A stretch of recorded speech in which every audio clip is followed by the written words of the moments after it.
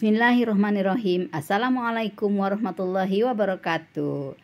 Jumpa lagi di channel Titin Setiasi. Guys, video kali ini adalah video yang terakhir dari taklim kita minggu lalu dengan materi perbanyaklah amal kebaikan di usia senja.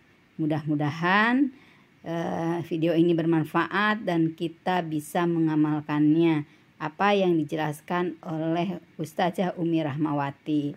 Selamat menonton ya guys, dan jangan lupa dukung channel ini dengan cara like, komen, dan share. Dan bagi Anda yang baru menemukan channel ini, mohon kiranya untuk subscribe. Terima kasih, selamat menyaksikan. Ketika khusyuk dalam menegakkan atau merealisasikan wahyu Allah. Wahyu Allah, yub'asu kullu 'abdin ala ma mata alaihi. Khusyuk dalam merealisasikan, menjalankan wahyu Allah. Biar pas. Yub'asu kullu 'abdin ala ma mata alaihi. Itu kan nomor terakhir. Yaitu khusyuk dalam menjalankan wahyu Allah. Mana wahyu Allah? Coba lihat Al-Qur'annya surat 3 ayat 106 dan 107. Surat 3 106 107. Al-Imran. Surat ayat terakhir ya. Pada hari itu ada wajah. Saya dulu ya bareng. A'udzu billahi minasy syaithanir rajim. Bismillahirrahmanirrahim. Yauma tabayyanu wujuh wa taswaddu wujuh. Fa ammal ladzina aswaddat wujuhum wa kafartum ba'da imanikum fadzuqul 'adzaba bima kuntum takfurun. Wa ammal ladzina lamyaddat wujuhum fa bi rahmatillahi hum fiha khalidun. Khusus dalam merealisasikan wahyu Allah, yang mana wahyu Allah ini Al-Quran yang Allah turunkan kepada baginda Nabi Allah Muhammad SAW melalui malaikat Jibril yang mulia, berkesinambungan. Apa sih arti kesinambungan?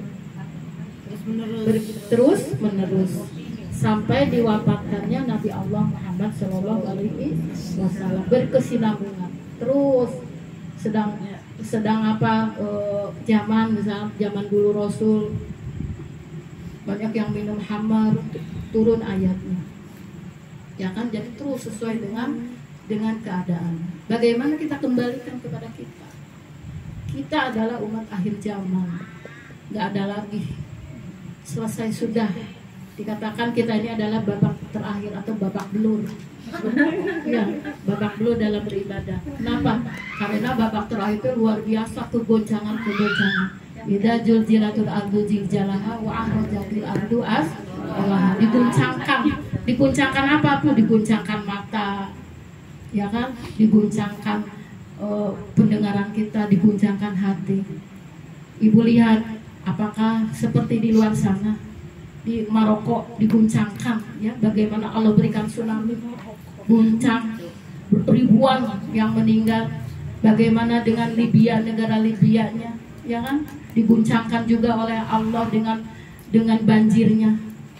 2 tanggul yang sangat raksasa besar dijebolkan oleh Allah. Mungkin di situ di 2 negara, walaupun itu kelihatannya oleh kita termasuk belahan Jazirah Arab, Maroko termasuk belahan Aljazair, Libya termasuk belahan Jazirah Arab. Mungkin kalau kata kita, padahal itu hampir orang Islam semua, ya kan? Di negeri Maroko itu kan ada sebuah yang sangat bersejarah, Andalusia. Di situ adalah tempat kelahirannya Imam Bukhari, kan di situ pembebasan. Mungkin di situ ada sebuah pelanggaran kepada Allah. ya kan? Allah berikan keguncangan. Bagaimana dengan kita di negeri kita? Kalau secara akal gitu melihat keadaan, Indonesia juga sama, banyak sekali, ya kan? Komunitas-komunitas LGBT, komunitas ini banyak yang ingkar kemungkaran kepada Allah, banyak yang mendustakan ayat-ayat Allah, ya. Tapi alhamdulillah negeri kita ditangguhkan oleh Allah. Kenapa?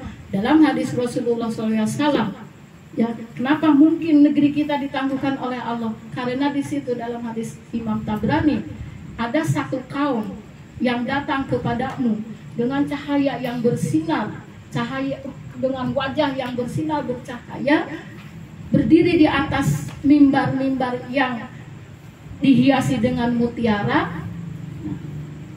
Orang-orang Arab Badui bertanya, wahai Rasulullah, kok seperti itu? Gitu kan? Apa ciri-cirinya?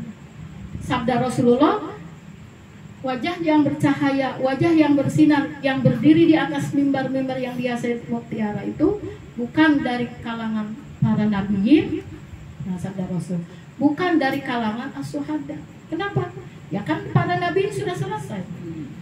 Khotimin nabi siapa? Nabi Allah Muhammad Shallallahu Alaihi Wasallam. Nggak ada lagi kan? Kalau ada yang mengaku lagi nabi, berarti sesat. Satu, ya kan tanda-tandanya untuk orang apa? Untuk akhir zaman. Kedua, sabda Rasul bukan dari kalangan as-syuhada. Kita bukan golongan as-syuhada. Golongan as-syuhada sudah selesai oleh para sahabat, para asbiyah, as-sabiqul awalun, kan gitu.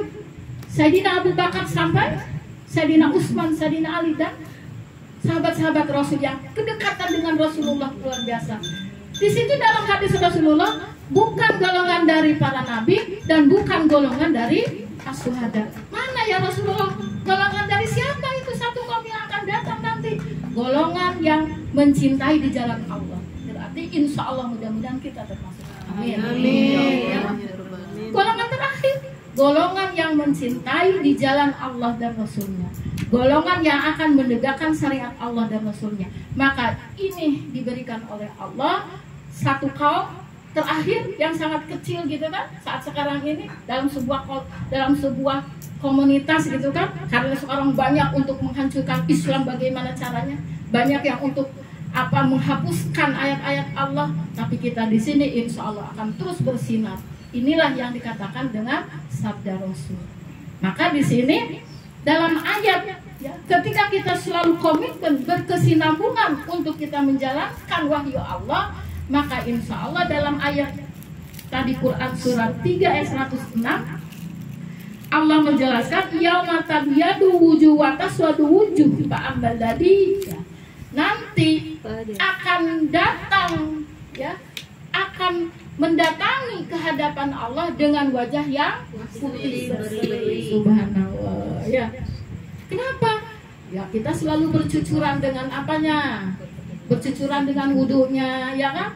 Mata selalu melihat ayat-ayat Allah, mendengarkan ayat-ayat Allah, hati meyakinkan bahwa kebenaran dari Allah adalah hak, tidak ada lagi, kan gitu. Maka akan bersinar, akan nanti menghantarkan wajah kita yang abyadu wujuh, putih bersih, ya kan? Nggak usah pakai skincare zaman sekarang biar glowing, nggak usah.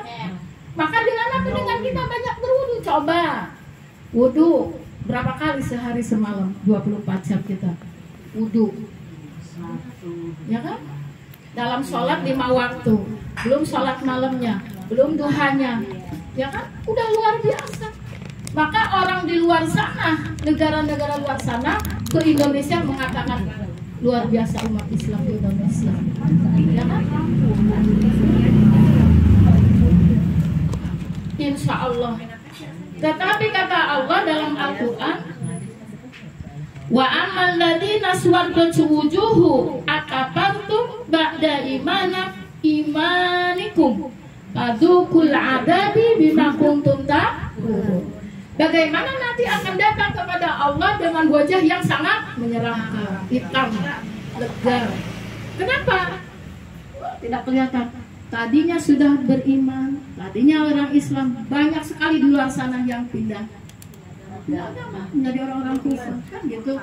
Apalagi sekarang banyak sekali kali di luar sana yang minta dilegalkan pernikahan jenis pernikahan beda agama, ya kan? Ya kan? Sampai minta datang ke PN. Saya minta dinikahkan, tolong dilegalkan nikah beda agama. Ini sedang mereka apa?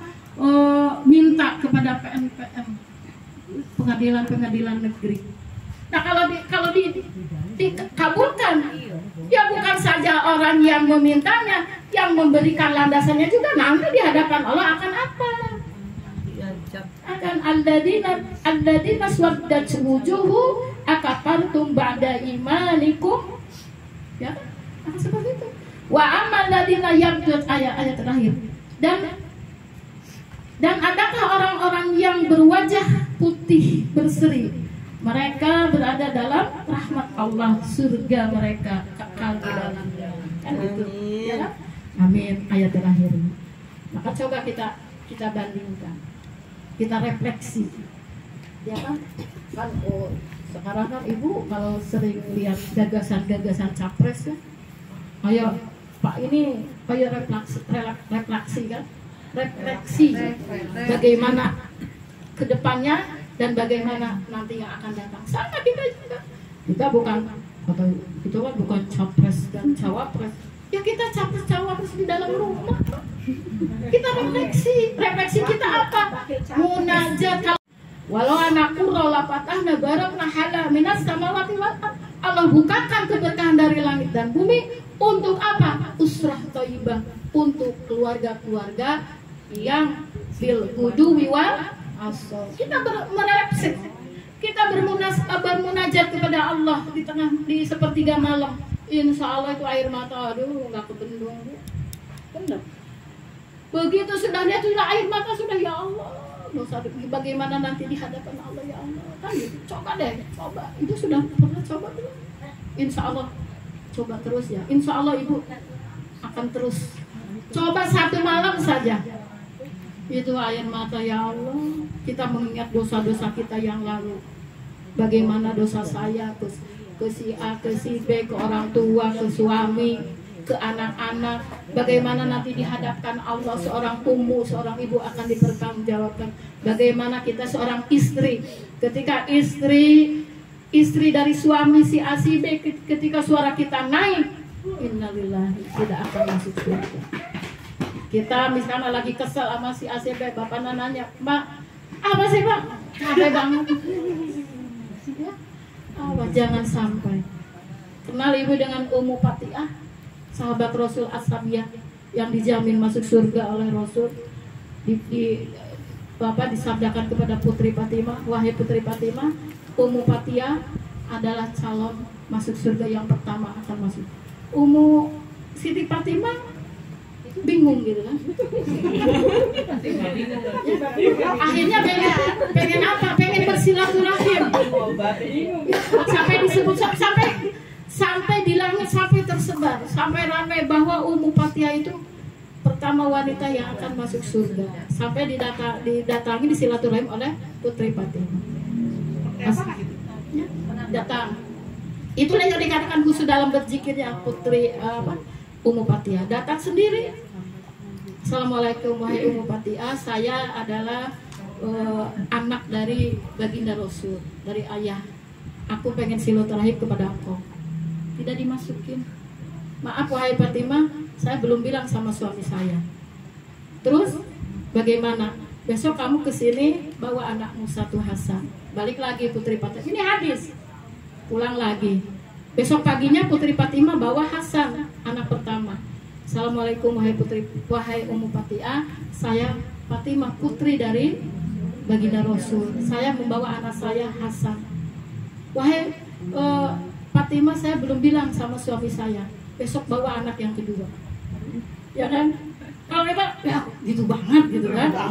Berat. Ya, ini hadis, ini pelajaran untuk kita ada hikmahnya di balik itu. Bawa tuh besok paginya, bawa dua-duanya. Wahai Ummu Patiah, saya bawa Hasan dan Husain kepada engkau. Oh, silakan masuk. Begitu masuk, maaf ya, diserambi saja, tidak boleh masuk ke tengah rumah. Ada nggak di sini begitu? Nggak ada. Kita mama aja ngomong aja masuk. Nggak disuruh. Kalau tahu ke kamar. Dewi langsung masuk. Ini suatu tata krama. Begitu masuk itu Ummu Patiah keluar masuk dari serambi ke dalam. Kata Fatimah, wahai Ummu Patiah, ada apa di balik serambimu? Saya harus siap-siap menyediakan makanan untuk suami saya, mengantarkan makanan ke ladang. Wahai Ummu Patiah, kenapa bawa cambuk pecut? Emang katanya suamimu katanya ini apa? Mencutin apa? Unta? Bukan, suami saya ini ladang, menanam, mencocok kurma. Tapi kok bawa cambuk? Cambuk ini untuk saksi di hadapan Allah. Ketika saya membawa makanan tidak enak, silakan cambuk. Innalillahi kata Fatimah. Seperti itu, ya kan? Seperti itu. Wahai Fatimah, jangan salah sangka. Ya, jangan salah sangka. Cambuk ini, ya. Kalau zaman sekarang, waduh melanggar apa itu? KDRT. Langsung ada yang KDRT datang ke sini, KPAI gitu kan? Awas, Fatimah jangan salah sangka. Aku membawa cambuk ini bukan keinginan dari suamiku, tapi saya.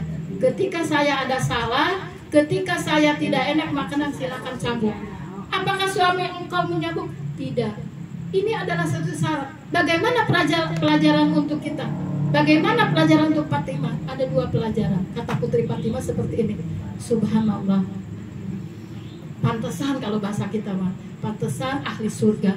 Pantesan di langit sudah ramai, sudah disebutkan bahwa Ummu Patiah itu seorang ahli surga. Di situ pelajaran untuk kita. Ketaatan, ketadiman kepada suami. Sedetik, sejengkal pun tidak berani keluar rumah tanpa izin suami. Itu pelajaran. Itu tolong gue. Aku di sini. Itu kan zaman Nabi. Iya. Lah kalau zaman sekarang, Diomongin. terus kalau kita berbuat Begitu. seperti itu, bagaimana? Nah, kan ini untuk pelajaran untuk kita. Itu kan di zaman Nabi, ya kan? Ketaatan as-sabiqul awal, keimanan yang pertama. Kita sudah keimanan periode keberapa? Terakhir. Bagaimana untuk kita? Kan itu kesinambungan ayat itu.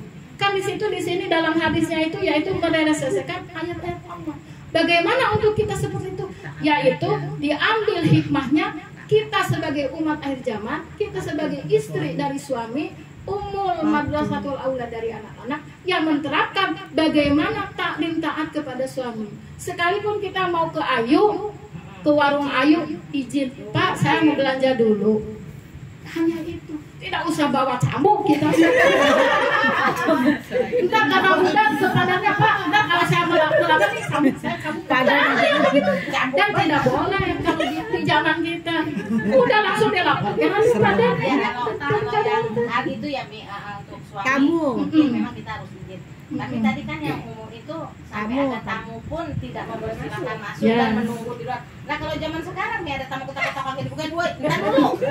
ya seperti tadi yang pelajaran pertama, yaitu ada tamu izin dulu ke suami. Pak, ini ada tamu, boleh enggak? Padahal perempuan, kata suami kita zaman sekarang silahkan aja masuk. Gimana Pak kalau sekarang nggak izin juga di malam? Ya sudahlah, masukin saja. Karena tidak ada apa. Kan seperti itu. Berarti nggak hanya kita menerima lelaki ya, Mi, perempuan pun kita harus izin. Izin kepada suami, gitu kan? Apalagi laki-laki. Ada yang betulin kompa gitu. Udah janjian besok ya saya ke sini. Ternyata suami nggak ada adanya. Wah, gimana besok ada tukang kompa? Ya udahlah nggak usah, gitu kan? Mau ngabersin toren gitu.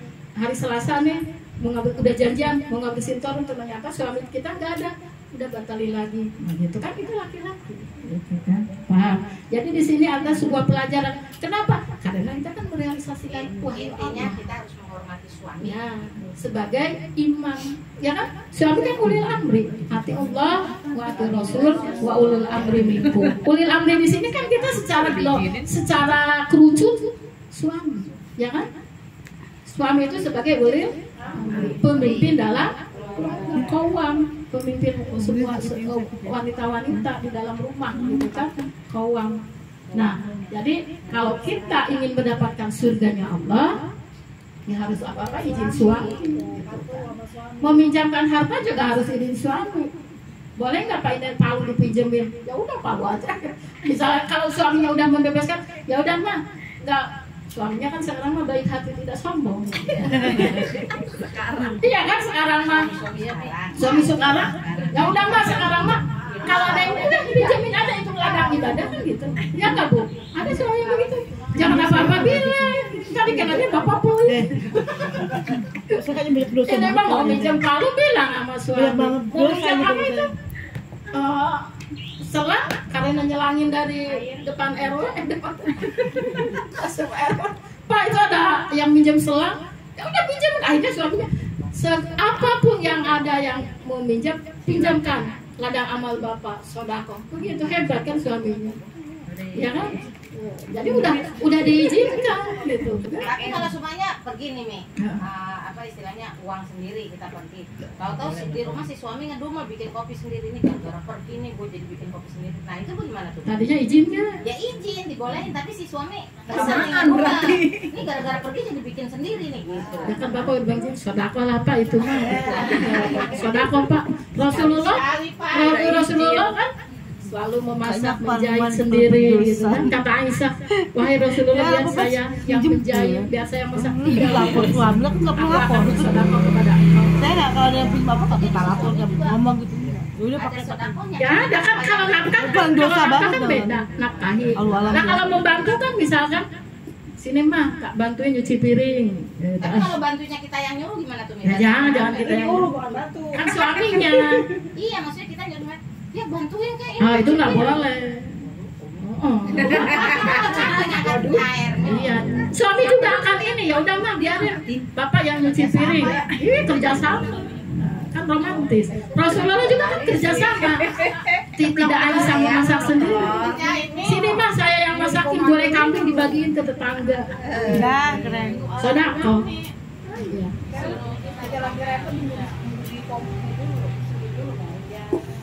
Kalau suaminya nggak ngerti, Mi, meneng baik gimana? Suami jangan ngerti. Curhat, Mi, curhat dong. Berdoa kepada Allah. Depan dia, depan suami. Iya, soalnya suaminya tuh menang wae nggak jogrok. Jogrok baik. Cicing wae di imah, kita udah sibuk ngakutin air. Ngomel-ngomel dosa, ya kan?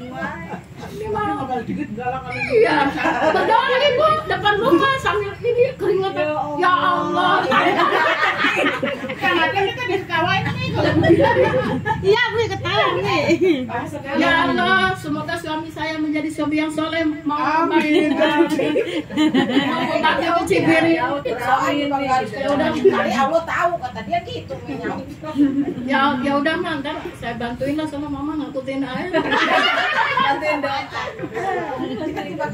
Iya, kalau suami yang baik hati tidak sombong kan udah punya tidur aja. Udah biarin abi yang ngangkutin, kamu udah penuh. Aduh, gitu juga gitu kan. Insya Allah mudah-mudahan. Jadi inti pengajian kita satu adalah khusyuk dalam ibadah, kedua khusyuk dalam berzikir, ketiga khusyuk dalam insya Allah di akhirnya kita diberikan wajah yang putih berseri tanpa, mudah-mudahan kita dijauhkan dari fitnah dajjal. Insya Allah mudah-mudahan di sini istri-istri yang soleha, dicintai oleh suaminya. Insya Allah benernya dari Allah, salah dari saya sendiri. Mudah-mudahan ibu memaafkan atas yang tidak sesuai dengan ayat-ayat Allah dan mohon nanti dalam akhir jangan menghisap saya.